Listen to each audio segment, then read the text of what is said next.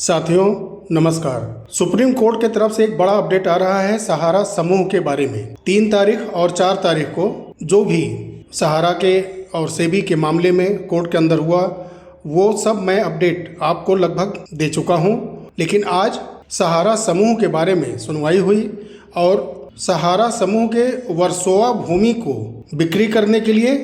उसके सौदे के लिए अंतरिम आदेश दे दिया है और साथ ही में 1000 करोड़ रुपए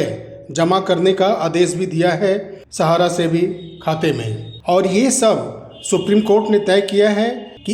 एक महीने के अंदर इस समझौते को आखिरी रूप देना है और 1 महीने के अंदर ही वर्सोवा भूमि का सौदा करके 1000 करोड़ रुपए सहारा सेबी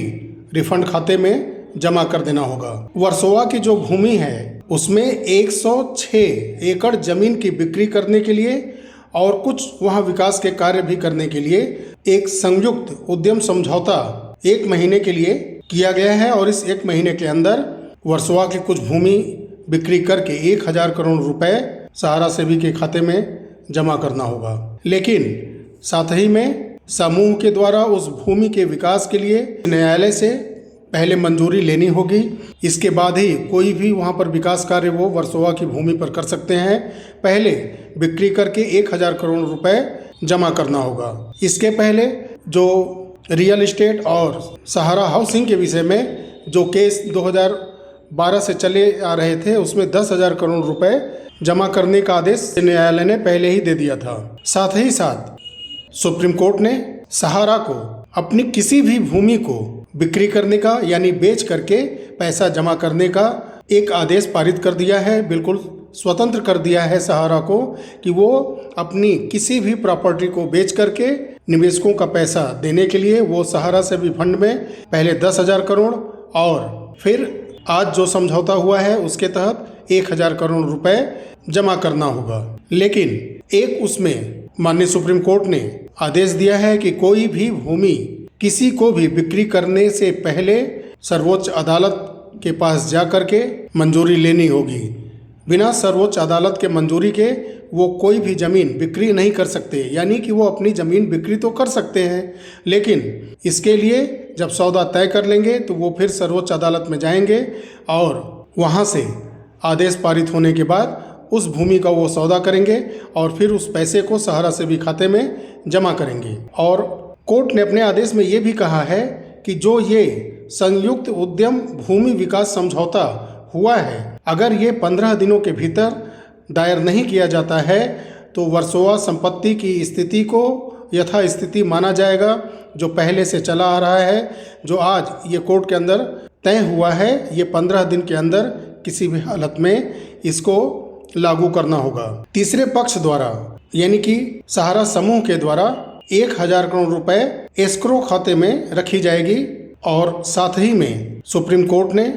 एक आदेश यह भी अपने पास रखा हुआ है कि शीर्ष न्यायालय अगर संयुक्त उद्यम विकास समझौते को मंजूरी नहीं देता है तो इस आदेश को वापस भी कर लिया जाएगा। यानी आप बिक्री करके 1000 करोड़ रुपए अगर समय से नहीं जमा करते हैं तो आदेश को वापस भी कर लिया जा सकता है। साथ ही में अगर कुछ भी उसमें आप ऐसा कार्य करते हैं जहां कोर्ट को ऐसा लगता है कि आप कुछ फिर अनलीगल एक्टिविटीज़ में आगे बढ़ रहे हैं तो वो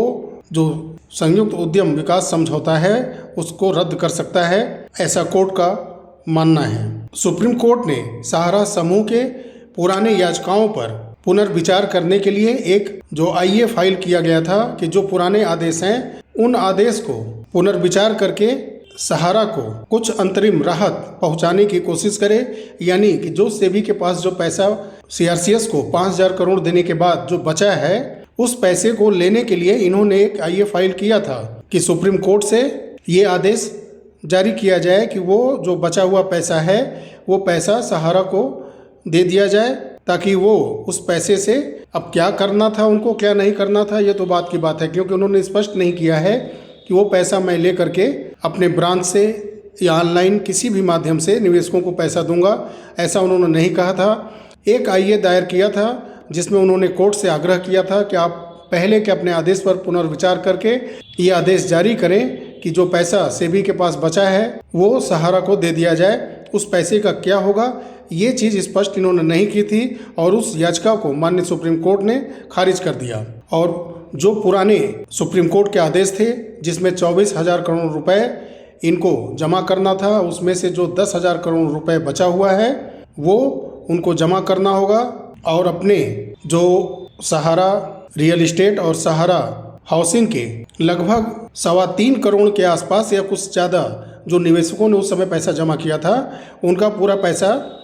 लौटाने के लिए जो कहा गया था, उसमें से जो पैसा वो नहीं लौटा पाए हैं वो पैसा पहले वो वापस करें। जो रियल इस्टेट और हाउसिंग में जिन्होंने इन्वेस्ट किया था वो पैसा लौटाने के लिए कहा गया है। और लगभग आज की सुनवाई के बाद जो जस्टिस संजीव खन्ना जी की अगुवाई में जो 3 जस्टिस की पीठ थी, लगभग ये आदेश अंतिम रूप ले चुका है, क्योंकि सहारा की 2 कंपनियों की समीक्षा 2013 में ही खारिज कर दी गई थी। तो जो आज का ये एक अंतरिम आदेश सहारा को जारी किया गया है, ये इन 3 दिन की सुनवाई में जो कुछ घटनाक्रम घटा था लगभग ये आखिरी आदेश है। तो सब ले दे करके कल 2 दिन जो कल और परसों सुनवाई हुआ था वो सहारा रियल इस्टेट और सहारा हाउसिंग के ऊपर हुआ था और आज सहारा समूह के ऊपर सुनवाई हुआ है, जिसमें 1,000 करोड़ रुपए वर्सोवा की भूमि को नीलाम करके जमा करना होगा और जमा करने के बाद फिर वहाँ पे विकास कार्य के लिए कुछ कार्य कर सकते हैं वो भी कोर्ट की अनुमति लेनी होगी। और साथ ही में सहारा को निवेशकों का पैसा वापस करने के लिए सेबी का जो 10,000 करोड़ का उन्होंने कोर्ट ऑफ कंटेम्प्ट लगाया था वो 10,000 करोड़ रुपए जमा करने के लिए, ये सारे चीज़ करने के लिए सहारा अपनी कोई भी प्रॉपर्टी बेच सकती है। ये आदेश माननीय सुप्रीम कोर्ट ने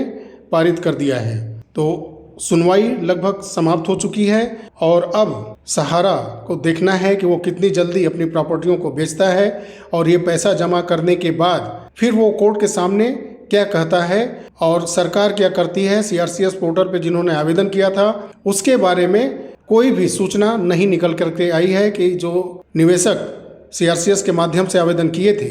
उनका क्या होगा और उन्हें पैसा कैसे वापस मिलेगा। लेकिन जो आदेश सहारा को कोर्ट के जरिए मिला है, ये आदेश पूरा करने के बाद फिर आगे देखिए क्या होता है।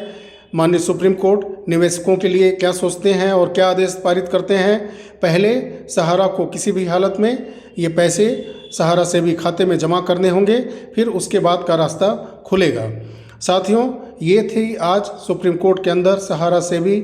कंटेम्प्ट ऑफ कोर्ट के बाद सहारा समूह के बारे में जो आज सुनवाई हुई उसके बारे में आपसे हमने सारे समाचार को साझा किया। साथियों, 3 दिन की सुनवाई के बारे में और कुछ सहारा निवेशकों से राय लेकर के और जिन सहारा निवेशक साथियों ने काफ़ी ज़्यादा कमेंट किया है मेरे चैनल पे वीडियो के बारे में, उनके राय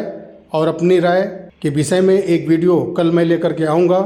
और बहुत सारे तथ्य रखे जाएंगे और सरकार से एक आग्रह किया जाएगा